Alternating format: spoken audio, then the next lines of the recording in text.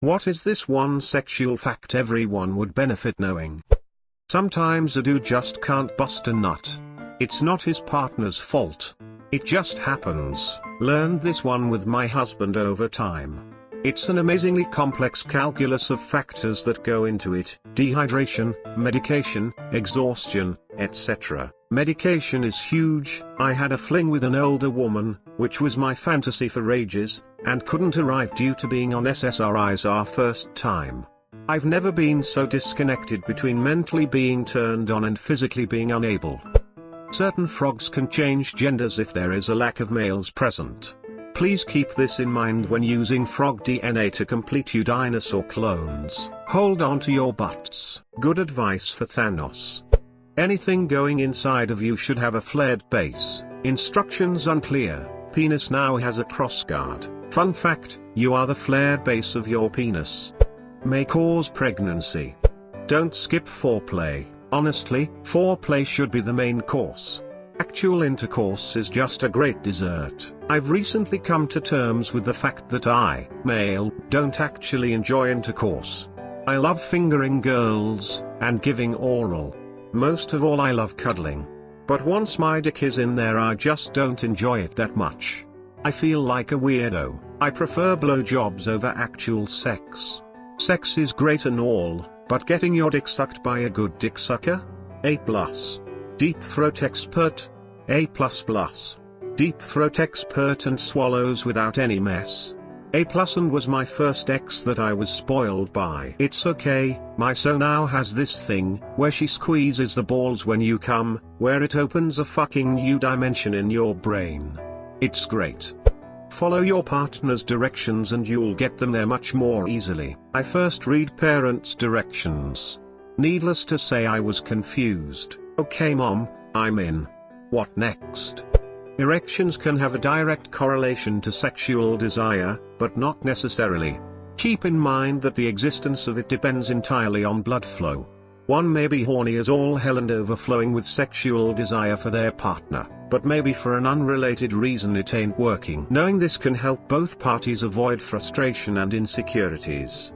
He might really like you, but Jimbo the dickworm gets temperamental sometimes. Not just horny and can't get it up, but sometimes you'll get an erection and not be horny at all. It just happens. Morning wood man. Rubber duckies are easy to clean after sex. You can also just bring them in the bath with you and they'll get clean that way too. Just don't buy the squeaking kinds because they are harder to keep clean inside.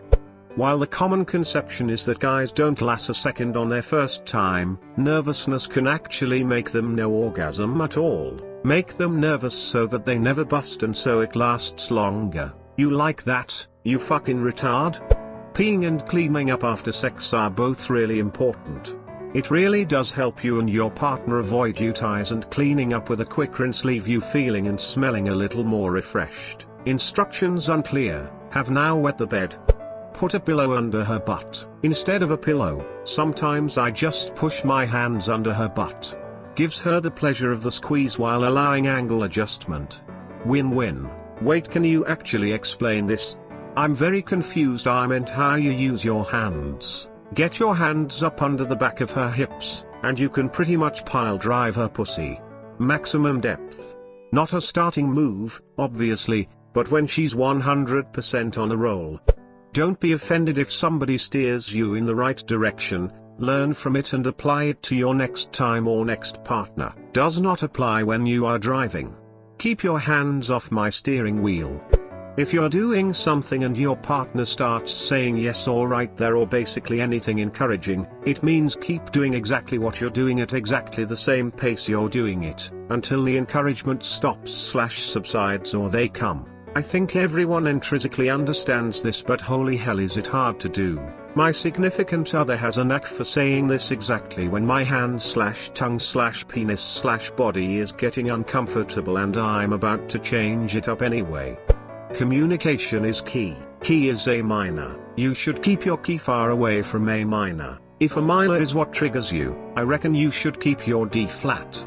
Don't be afraid to be vocal, and I don't just mean dirty talk. If you're enjoying yourself, I wanna know.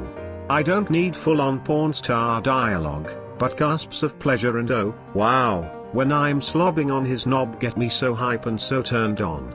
Sex is the epitome of non-verbal communication, but sighs and moans and gasps just heighten the intensity. Oh my god, this is so true. I've recently slept with a guy who was vocal and had such insanely hot expressions that it drove me insane. It was hot AF and B, he's one of the few who have made it into my wank bank. Works both ways too. My wife is very communicative. I know sometimes she may be exaggerating a little. But fuck it, what a huge turn on.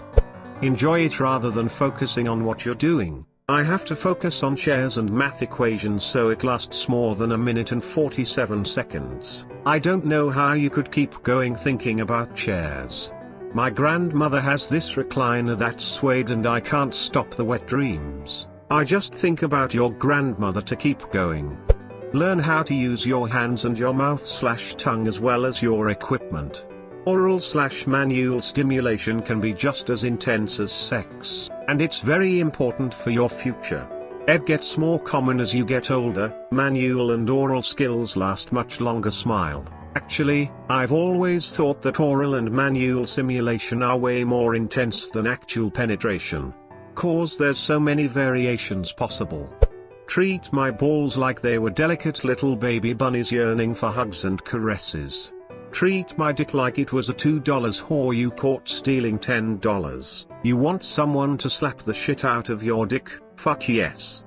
If your vagina feels uncomfortably tight and/or feels like it burns a bit during penetration, masturbation, inserting a tampon, or a gynecological exam, then something is wrong and you can actually get that issue fixed. You might have vulvodynia or vaginismus, which can be treated with pelvic floor therapy or medication.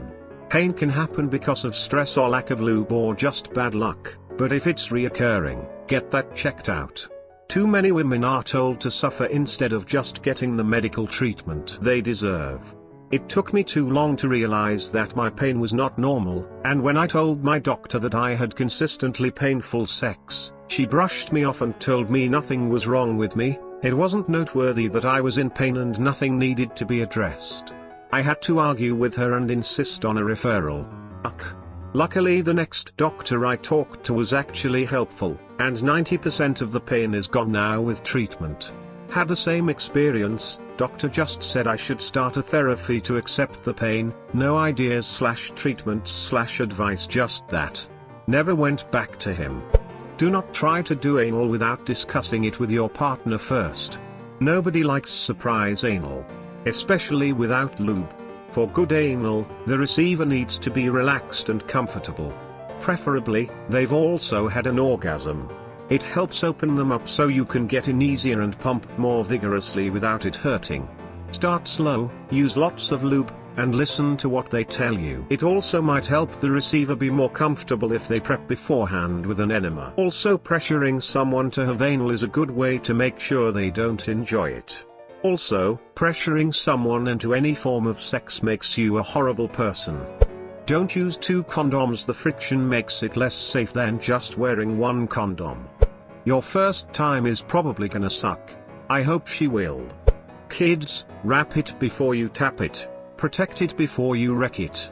If you press the G-spot and the clit at the same time it takes a screenshot. Wash your hands before sex. Especially if you are going to finger your woman.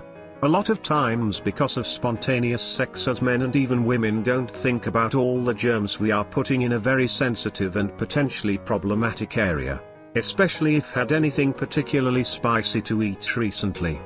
For girls mostly to know this, if we can't get it up it's not you, we are either tired, drunk or both. It's not you, trust me, we want to so much but can't. Whenever I would start seeing a new person I always made it a point to explain that in my mind the first few, 1 to 5 times, we have sex are like meet and greet practice sessions. For one thing, there is no way to know what a person likes from you the first time you have sex, and they don't know how you operate either. So it takes a lot of the pressure of performance off the table. It should be an exploration of each other's desires and preferences. Expecting sex to be T-bomb the first time is silly. It's a journey, have fun with it. I guess it's not a fact, but it's helped me and many of my partners. Vagina farts are normal and nothing to be embarrassed about. Indeed. I would advise not leaving an awkward silence afterwards and just make a joke of it with the girl. You should never let her think it is to be ashamed of. Sex is noisy, smelly, and that's what's fun about it. I know this one gets said a lot, but it's important. If she says don't stop, do not fucking stop. Don't try to get creative and make it better, just do exactly what you're doing, and don't go faster either.